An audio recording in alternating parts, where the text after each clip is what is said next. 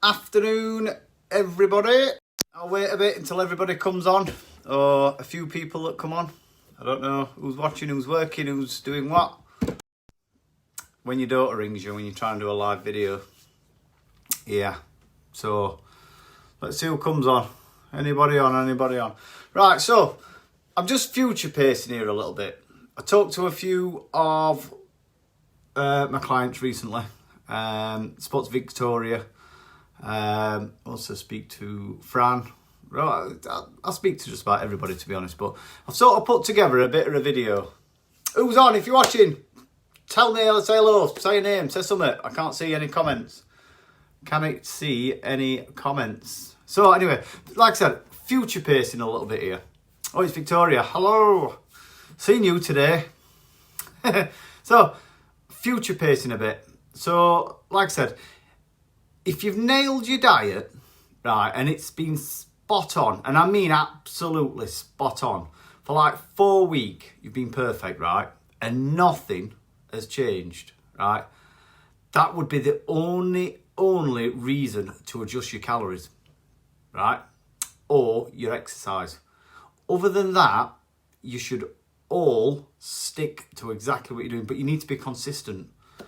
And by consistent, I mean, if you're randomly having a takeaway once a week, or something you can't log, or something you're not logging, or you're not logging a day, or you're going out and getting smashed, I can't count that week as a consistent week.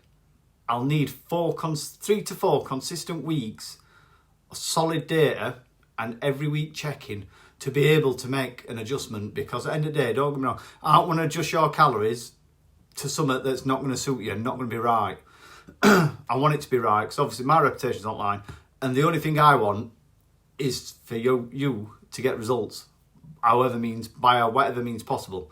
So we need to be super consistent for at least 3 to 4 weeks, and if nothing has changed, then we can have a look. So basically, if you've hit a plateau, basically we can start to have a look. But none of you should really hit a plateau, to be honest. So what you could do, and this is me just future pacing, like I said, because none of you is at that stage anyway. But what you could do is drop your carbs slightly. And I mean slightly, I mean as in 50 gram is absolute maximum. No more than that. No more than that. Anybody can do that. It might be that you're thinking, oh, I can't exercise much this week, so you might drop, say, 20 or 25 gram of carbs a day to account for it over a week, right? But like I said, you need to be very, very patient, because I can't be changing people's calories way too early. It's pointless. I haven't got enough data to do it properly and it to be educated. And I wouldn't change something unless I were totally adamant that it needed to be done. Because at the end of the day, I don't want you being hungry and I don't want you putting weight on. So I'm not going to change it unless I've got some serious data. So this is why your check-ins are so important every week. If I don't get a check-in every week, and then you go, say I haven't made any changes, or I haven't, nothing's happened in a few days, or a few weeks, I ain't really got that data to go back on. And I look at that data, review it every week. As much as you might think I just look at your photos and go, that's banging. I actually look at your data and see what's happening. If I think you're losing too quick, or like that, it might be a factor. We might have to add a few more in. Or it might just be a trial, just to stick 20 gram and more carbs in or something like that. So yeah, I need the data. But like I said, you'll have two options. You can either drop your carbs a very little bit, right? Or up your exercise, right? And you're much better off upping your exercise, because nobody wants to be hungry, like I said. So like I said, if you drop your food, you can drop...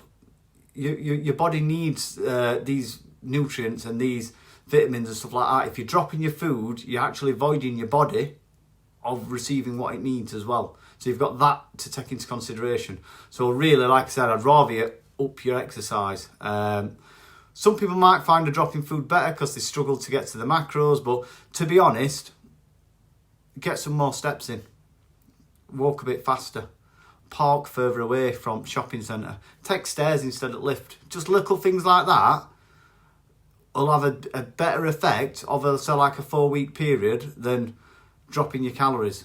because you'll probably find yourself being hungry. And when you're hungry, your mind wanders. When your mind wanders, you binge eat. When you binge eat, you get stressed about it. Then you think, I'm not doing it, rest of the week, I'll start again next week. Before you know it, you've just dug yourself in a hole. So sometimes it's not worth dropping your calories, guys, honestly. Really, really, it does make a lot more sense to up your exercise by whatever means possible. But like I said, you could slightly reduce fat. Be very careful, because fat's 9 calories per gram. So if you dropped, say, 10 gram of fat, you'd be dropping 90 calories. If you dropped, did I say that right? Yeah, if you dropped 10 gram of carbs, it's only 40 calories. So it's a big difference. 9 calories per gram is fat. 4 calories per gram is protein and carbs. So be very careful. You don't want to be dropping much fat. And I'd never, ever, ever, ever, do not take fat less than 40 gram. Ever. Your body needs to have fat. If you've planned a day and you're only at 30 gram of fat and it gets to night time, honestly, go and scoff some chocolate. You need to be over 40 gram all the time. Never, ever less. All you'll do is you'll make yourself poorly, you'll feel crap, and it's no good for anybody. So there is other ways, and like I said, I am future pacing here. It's something that we've done with Shannon, because Shannon's got PCOS. She really, really struggles with weight loss. Her body just doesn't want to lose fat, really, so we have to play long games. So what we might do over a week, say we have Wednesday, Thursday, Friday, lower, say 200 calories less. Saturday, Sunday, she can then go over 300 calories on 2 days. So it is, over a week, it becomes exactly the same. The only way you should be doing this, and I don't think any of your in group should be doing it as of yet, you need to be absolute experts at MyFitnessPal, because you're going to be constantly changing your calories up, down. And I would never, 100%, never take I'll have 300 calories today and tomorrow, and then I'll drop it off for 3 days. Always take drop them off for 3 days first, to then overeat for 2 days or 3 days. Always do it that way. Never, it's like having a loan, innit? Never owe bank money. Always have money in your bank before you pay for it. Do it that way, honestly, because on them other 3 days that you're supposed to be on lower calories, if you don't do it, you've put weight on. You don't want to be in that situation. You don't want to be stuck. When you've had the lower calories, if it's been hard, at least you've got in your mind that for the next 3 days you can overeat, and it's going to keep you on. It's a bit of motivational as well. So never take the loan. Always have the money. But like I said, use steps to create. People underestimate steps to burn, to use fat and use calories. Honest to God, keep your steps going. Keep them high. That'll be better than dropping your calories, 100%, all day long. I'd only ever suggest anybody drops the carbs and stuff if they are really, really struggling and there's no absolute way on this earth they can do any more exercise or moving. And I don't believe that's anybody, honestly. So I'd rather you not do that.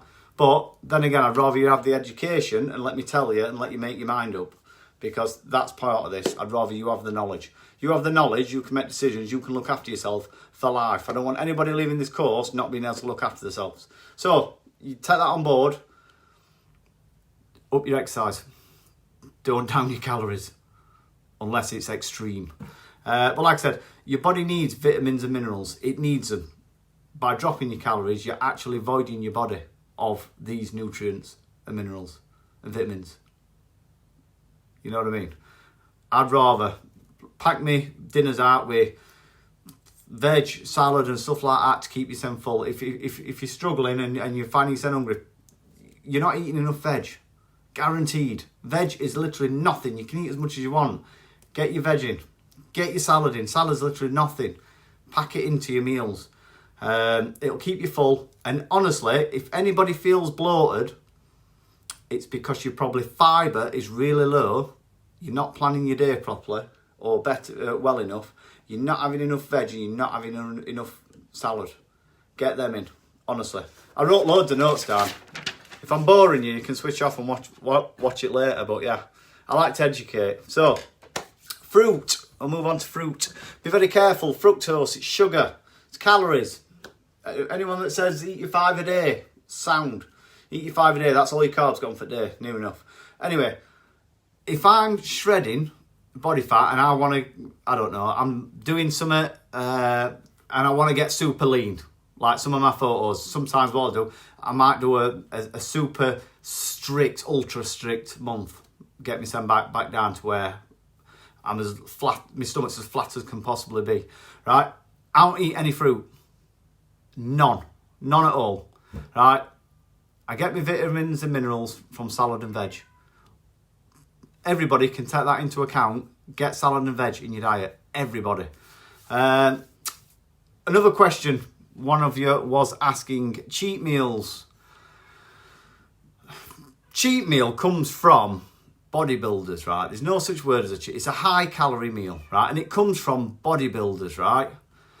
When they're eating turkey and broccoli out of a lunchbox every day, 7 days a week, they'll have a cheat meal, right? And they do it because they just can't sustain the meals that they're eating because it's so strict. And I totally understand it. It's an high calorie meal, right? If you're planning on going out or having this super extreme massive meal, you need to plan it in your calories. Everybody has got enough calories to plan these meals in. 100%. Everybody has. If you're trying to lose body fat and you're having cheat meals, honestly, you will struggle. You will struggle. You need to account for it in your calories. I don't care what it is. If it's if you're having a, what was just so cat. Get out. Go on, Jip. Just crying at the door. Right, if you're having a high calorie meal and you're trying to lose fat, you will struggle.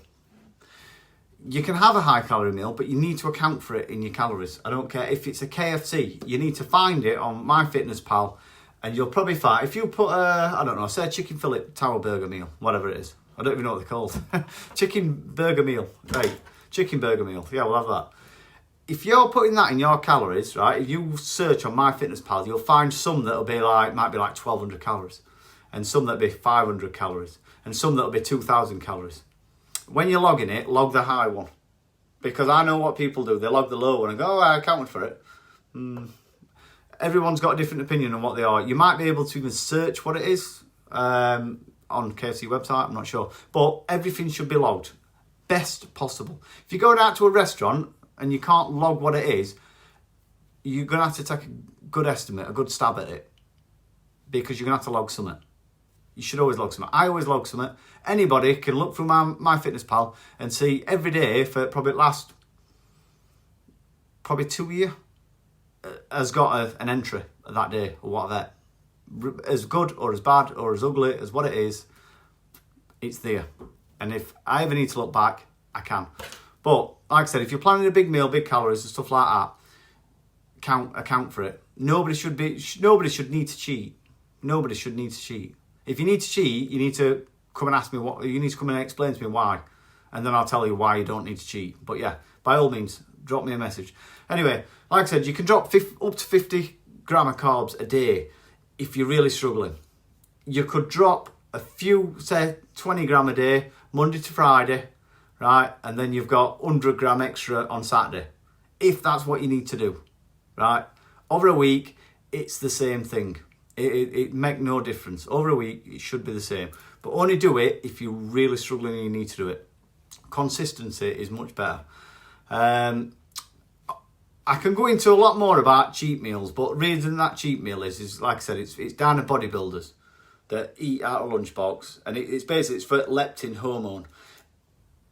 You stop losing body fat when your leptin hormone stops working, and it's because it's depleted. Right, so what they do, they have a cheat meal to basically, they eat maybe 5,000 calories in space of 2 or 3 hour, 4 hour. Then they'll smash, eat and eat and eat and eat and eat. There'll be all sorts going in. Honestly, a bodybuilder that's been doing it for so long, will eat 3 pizzas straight, one after another. And that'll be him done. His leptin level and hormone will go through roof, and then he'll start shredding body fat again. But they only ever tend to do that when they're coming up to shows. But yeah. Bit of education. Right, another person asked me, the last one, 10 grams of protein. where's best place to get protein from? So 10 grams of protein is equal to the following foods. So in 40 gram of chicken, you get 10 gram of protein. Yeah? In 50 gram of turkey, you get 10 grams of protein. In 45 gram of beef, I tried them down because I couldn't remember. 45 grams of beef, you get 10 grams. In 50 gram of salmon, in 55 gram of cod, in 40 gram of tinned tuna, in 95 gram of egg whites, in 10 to 15 gram of whey protein. So can you see how whey protein, for 10 grams of protein, you can literally, it's about 10 and 15 gram of whey, is 10 gram of protein. So it's massive, isn't it? And this is why I said to you, whey protein, if you're really struggling with your protein level, can really, really help. But other than that, if you don't want to be having whey protein powder, which I'm more than happy, I'd rather you eat it, to be honest, tuna and chicken are your highest protein you can get foods. Top tip, learn something every day. So yeah, if your protein's low, you don't want to take whey, tuna, chicken. After that, it's lean beef, then it's turkey, salmon, and last is cod, and then egg whites is least than that. But yeah, so like I said, if you like tuna, you like chicken, turkey, beef, they're the ones to go for. Right, if anybody needs help, drop me a message. I'm about, I can help, whatever you need. Don't hesitate to ask. I'll let you know. Boot camp, if you come in, it's only on Tuesday this week. We are going away to spend some time in the sun. This is probably the only time we'll get away this year. So we thought we'd better take it. Right, enjoy guys. If you need help, let me know.